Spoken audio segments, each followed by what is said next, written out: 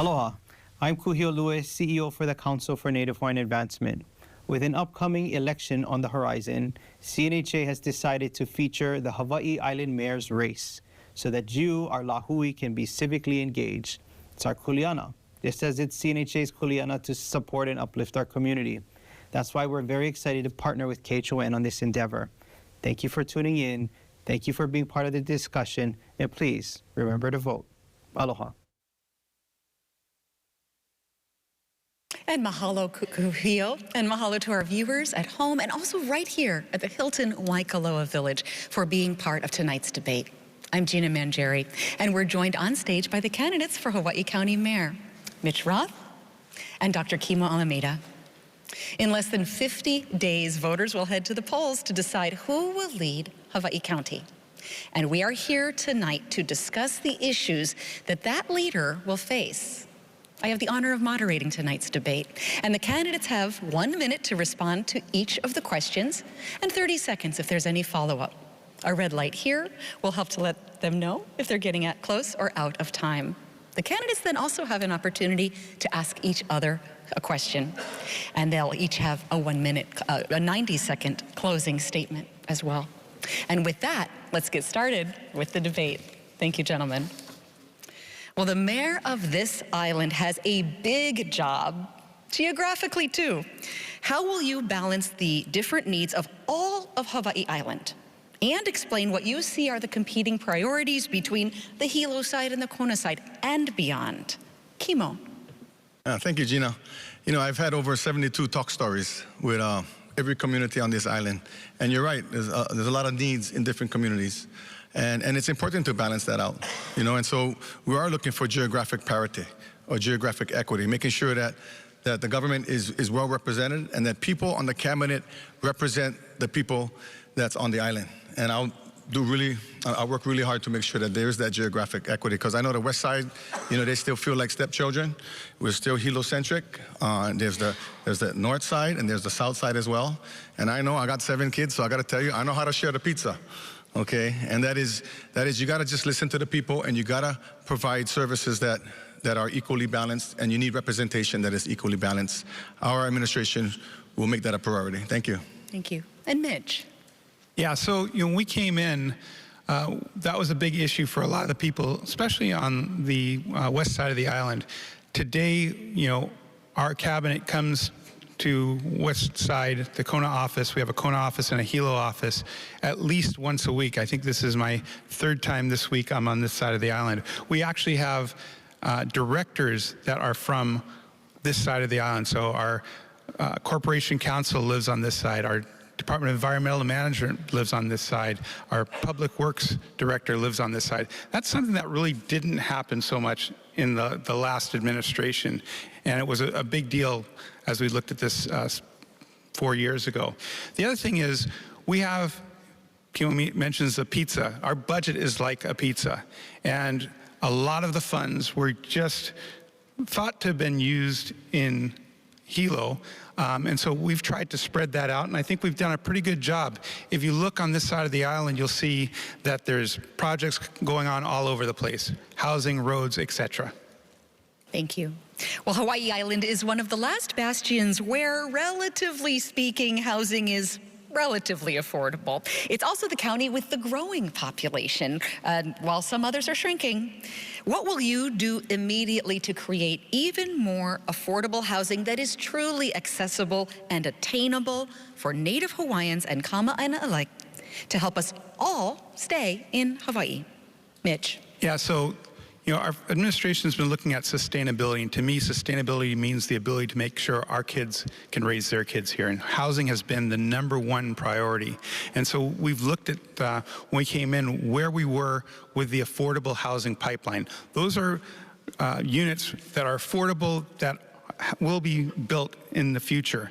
When in the future, it's hard to say, but we came in and our Department of Housing was working with about 1,243 units. Today, we have over 8,100 units in that pipeline. So we've been making a great impact. We have 2 big properties opening up within the next month. One up the road from Costco, on this side of the island and one across from the University of Hawaii.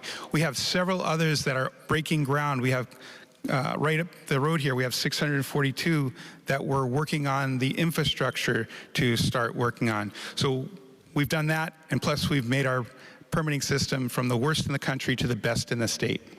Thank you. And Kimo, your affordable housing fund. Thank you, Gina. So let me just piggyback. So, they went from the worst in the country to the first in the state, but I got to tell you, all the counties were at the bottom in the country. So all we went was from the worst in the country to the fourth worst in the country. And that's not something to brag about. We still have a permitting issue. I mean, I talk to contractors. I mean, it doesn't take 28 days to get your permit. Might take 28 months. I mean, people are struggling right now. So the first thing we need to do, Gina, is we need to get those permits out. And I have some ideas on that, working with some architects already. The second thing we need to do is we need to really streamline that Ohana home. See, Big Island is the last frontier, I think, on where housing is affordable. And an Ohana home is perfect for families, but we got to reduce the restrictions. Our administration will reduce the restrictions where it's not connected to the house and it cannot be bigger than 500 square feet and it can't have a kitchen. That's too much restriction. So to me, if you own a property, say 1 acre, you want to build a home in the back, you should be able to do that, and government should get out of the way. Thank you. There's also another thing I'd like to say too. I'm also concerned about the homeless. And the reason why we have a homeless problem is because we have a housing problem. Thank you. Get to that topic in a bit. Now, first, this next question comes from the Council for Native Hawaiian Advancement. And CNHA states, for too long, Hawaii residents have been pushed aside for the interests of tourists. What is your plan to build a more regenerative tourism model that can support the economy while honoring Native Hawaiian traditions and culture? Kimo. Yeah, thank you. We need to look at tourism in a different way, right? Because right now it's extractive. They take, and we got to start to educate our tourists, which we have, and I give credit to the state on that with the Pono Pledge. Getting tourists more akamai around how to be good stewards, and our administration will continue that effort. But I also like to explore different types of tourists. Like, I think we should be the sports tourism capital of the United States. I think we should be the health tourism capital of the United States. There's so much, even agro-tourism, because people are coming to Hawaii for the Hawaii experience. And when they come with that humility, that's the kind of tourists we want. And so our administration will be big on regenerative tourism, circular tourism, and we have experts and advisors already on our team advising us on that. Thank you. And Mitch. Yeah, so in the last 4 years, we've worked very closely with the state on a destination management action plan. And the key part for us in this is to build tourism around our communities versus our communities around tourism the way it used to be done. And so we're looking at the right kind of tourists. We've used to focus on maybe the booze cruises versus bringing in people that really appreciate our culture. We look at the Japanese tourists. Most of them come, they're good tourists, they follow rules and things like that. But in Japan, they have over 3 million hula dancers. And not only are they celebrating hula, but they're looking at our culture. So we need to be focusing on how to get the right kind of tourists, and it is something that we've been doing. We've also been looking at sustainability and making sure that we're taking care of our environment, and that's in the Destination Management Action Plan, along with the Pono Pledge. Now, we asked our viewers to suggest questions tonight, and thank you to all the viewers at home, submitted great questions. Many asked about disaster readiness, and specifically fire prevention. So where on the island are residents most vulnerable to wildfire and the potential for urban interface with that fire risk? And what will you do to improve prevention, evacuation routes, and access to firefighting resources? Mitch. Sure. Probably the most vulnerable is right around the corner from here, Waikoloa Village. It's been pretty much a cul-de-sac. We've been working with the community. We've been working with the state. The state recently bulldozed about 10 miles of fire access. We've been working with groups that have cleaned out the weeds behind. We took that first access route, the emergency access route, and we've actually paved that route, so it's easier to get out. We're working together with developers, and when we came in, we saw that there were some projects that have roads in the future. We've actually talked to them, these developers, and we just did a blessing, and we hope to be breaking ground relatively soon on another emergency access road outside of Waikoloa Village. In addition to that, our fire department and civil defense have been going out and working with the communities, Firewise Hawaii and others, to educate people on how to be more prepared. Kimo. Absolutely. So yeah, we have a lot of fire spots on the island. Waikoloa is one, right? But then there's Ka'u, okay, there's Waimea. Any place that's dry and windy, and there's a lot of those places on the island. So we want to get communities excited about working together to prevent another Lahaina. And the Firewise group, for example, is a good example of that in Waikoloa. You know, they assess their area, they look at, you know, potential fire hazards, and they look at if the fire hydrants work. If you know, in Waikoloa they don't have an alarm. You know, so that's something that they need as well. So we need to take every community on its own and really zero in on a hazard assessment to make sure that we've checked all the boxes. And what I would do in our administration is we would have a hotline. I mean, it's that critical, folks. We have a hotline. Folks could call in at any time if there's any risk on overgrown shrub. We need to know so that we can mitigate that immediately. Thank you. Well, drugs and crime are so intertwined, with addiction such a scourge that it's almost always at the root of crimes, from everyday petty theft to the most horrific. What will you do to put resources into policing, counseling, prevention, and prosecution, and manage to make it equitably spread across the whole of Hawaii Island? Kimo. So I'm the only candidate with experience in 3 branches of government. So I worked for the Department of Health 15 years as a psychologist, as a specialist, providing consultation to our mental health agencies across the state. And then I worked for the county as the executive of the Hawaii County Office of Aging, so I worked with the Kupuna. And then I worked in a nonprofit, federally qualified health center. And if you want to really tackle that problem, that's not a county issue or a state issue, it's a national issue. And we got to work with the federal government on that for funding, and we got to continue to educate our families. Because, you know, you cannot stop the influx of drugs coming to the island. It's going to be really hard, but you can educate people and decrease the demand. And the only way you decrease the demand is through good education and keeping families together and keeping families tight. And that's where the county comes in, because that's the programs that we would provide to keep families and kids engaged. Thank you. Mitch?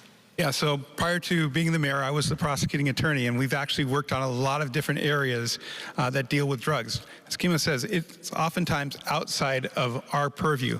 But, you know, we look at domestic violence. We need to be doing a little bit more. We have a domestic violence team, but we need to be educating, and we have been educating a lot. We started a drug court. We had a veterans treatment court. Both of those have been very successful in bringing some of those things down, the drugs that we see. We are currently in the process of building a emergency crisis center. Actually, it's not building, we're going to be renting, and we'll be having an RFP, a request for proposals, coming out relatively soon to house people, so 24/7, if people are having crisis, they can come in.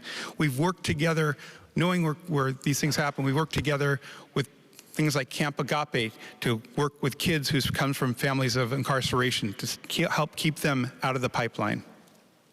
Now, what is your plan for homelessness, and how can you manage solutions that don't put those in or near the relief settings, including themselves, the houseless themselves, or the neighbors near and far, at more risk? Mitch. Right, so, you know, when we came in, we decided we needed a plan. We put together a plan, working together with the community and even some of the people who are homeless. 13-point plan, that plan has been put into place. We've started funding it. The county has been giving some money for this last couple of years. This last year's point in time count shows that we had a 28% decrease in homelessness. Those aren't numbers that I put together. They're actually groups that Kimo works together with that put those numbers together.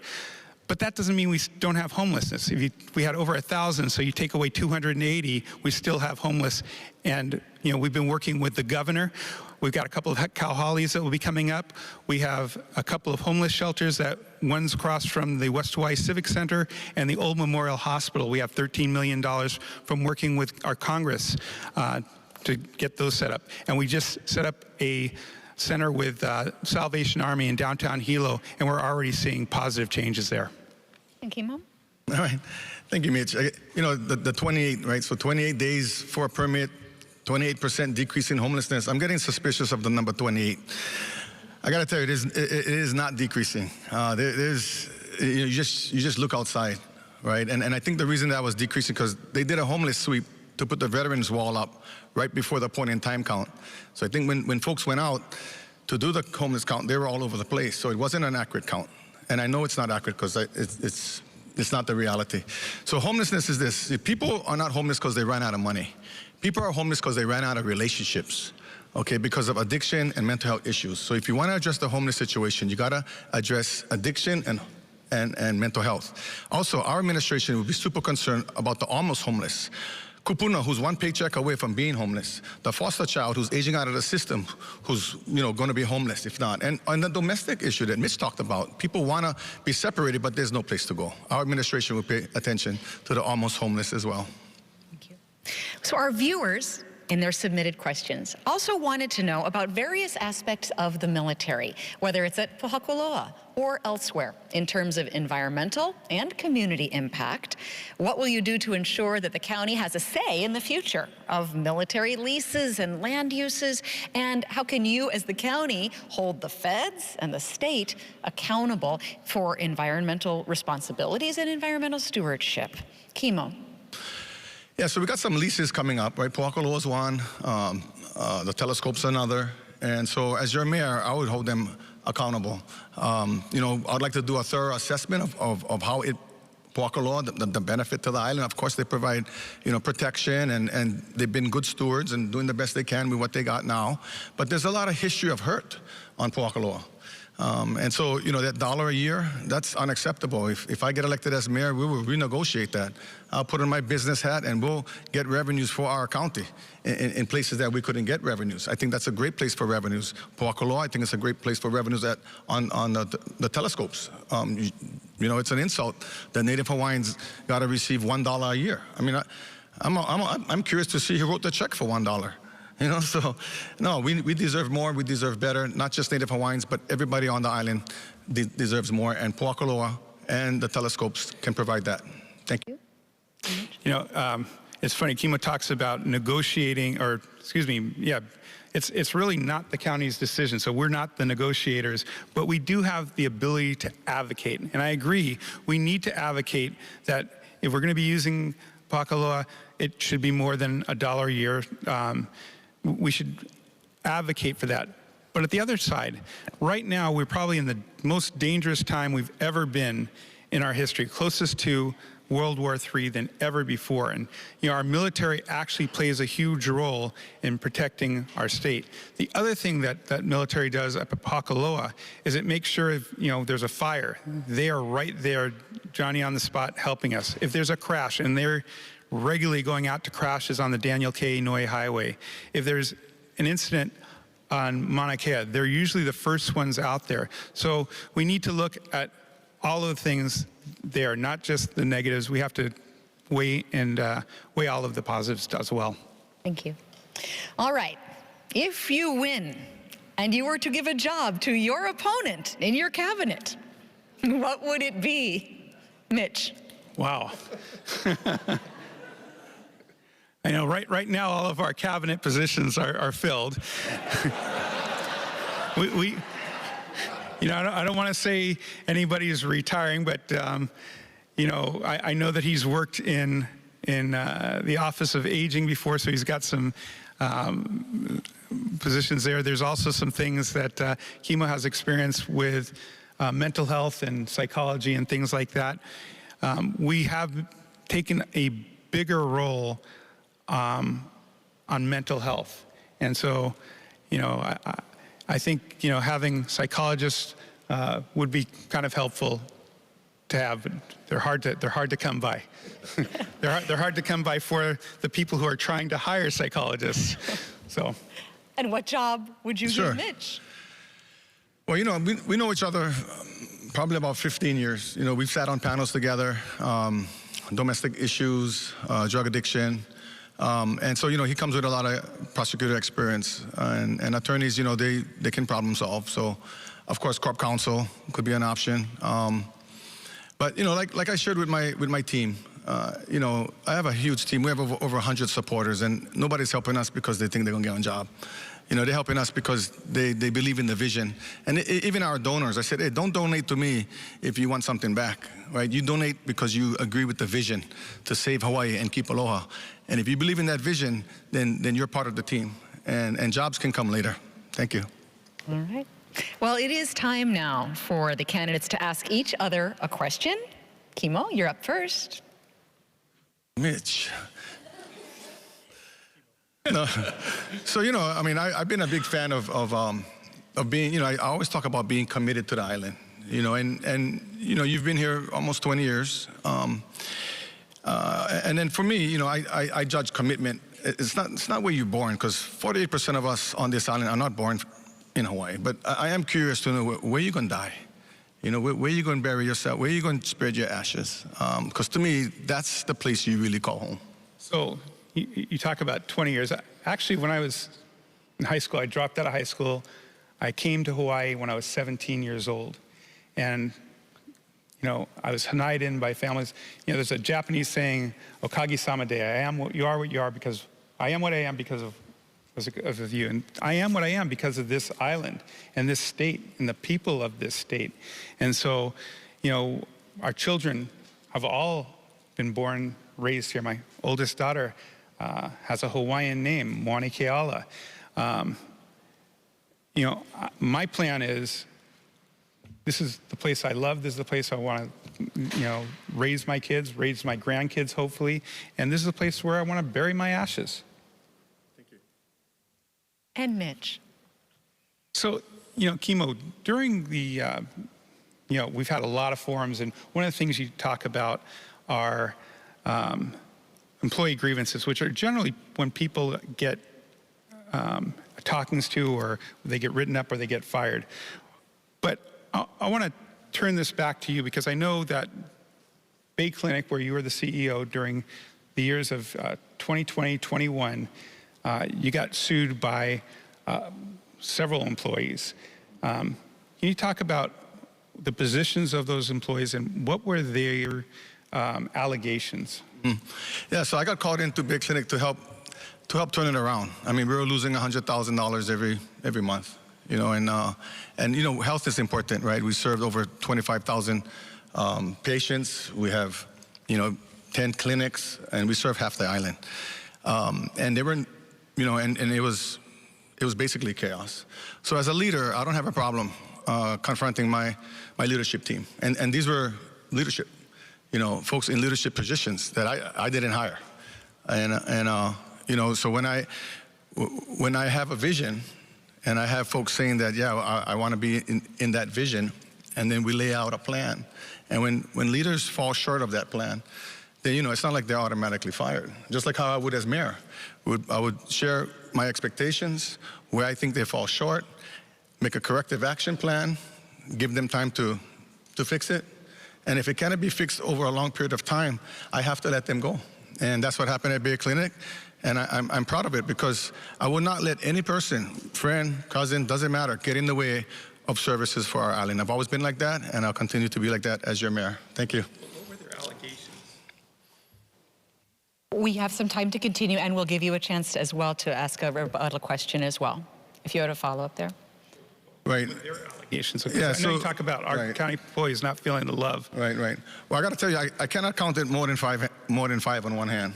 Unlike the current county situation, you got four unions, pretty much almost, we'll see, 3 unions supporting our campaign because the coworkers are really not feeling the love. That's more than 4. So the allegations, disgruntled employees pretty much not agreeing with my vision and my plan for the clinic. And I don't know where it's at legally, but that's why we have attorneys, and you should know you're an attorney. And Kimo, you have time for a follow-up on a topic as well, about another 30 seconds for the mayor. Sure. A lot of folks been coming to me and saying, Kimo, happy you're running, because you just running is really getting the county to it feels like to start, doing things, right? Because I got to tell you, it feels like it was kind of like, like I use the basketball analogy, right? You cannot start playing the game in the fourth quarter. And let me ask you, what just going to ask you what people ask me, what took you so long you talk about the roads and you talk about, partnerships, but it felt like it's only in the past 6 months. Can you tell us why? Sure. It was actually been going all along. Sometimes you have to get through things like, the land use planning, State of Hawaii, historic preservation. You have to go through CWRM, Council on Water Resource Management.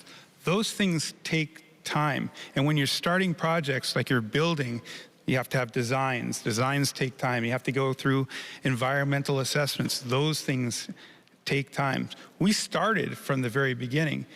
It takes a while to get through the process. And that's why that 8,100 in the pipeline is so important, because those housing units are going through the pipeline.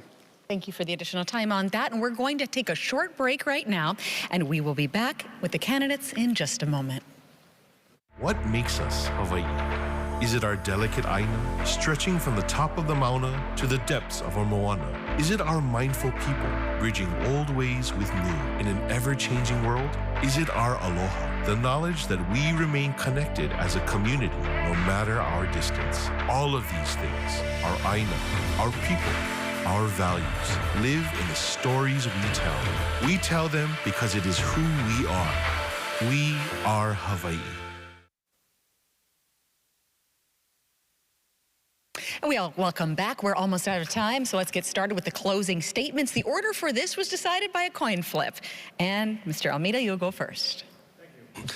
Thank you, Gina, and thank you, KHON, for putting this on. This is a great opportunity for Mitch and I to share how we differ. I've been at this almost 2 years now, and I love this place. I love Big Island. I love Hawaii. Born and raised here, go back generations on my Hawaiian side, and I feel for the people, and that's why this is such a humbling opportunity for me to be able to have this experience and to possibly be your leader. I take that as that goes right to my heart, because being able to serve this island is always what I wanted to do, and it's everything I've been doing so far. So I just want to ask you folks to don't be afraid of change. Change is good, and my change will be safe change. And I know change can be scary because it's unpredictable. But change we must. And I'm the right kind of change. I have a team that also has the same vision. And we want to do better for this island because you deserve better. Thank you. Thank you. And Mr. Roth. Yes. Thanks, KHON, Gina, Kimo, and everybody paying attention tonight. The mayor's job is about solving problems, being a problem solver. And this election is not about rhetoric, it's about actually solving problems. And that's exactly what we've been doing on this island. We talk about the permitting.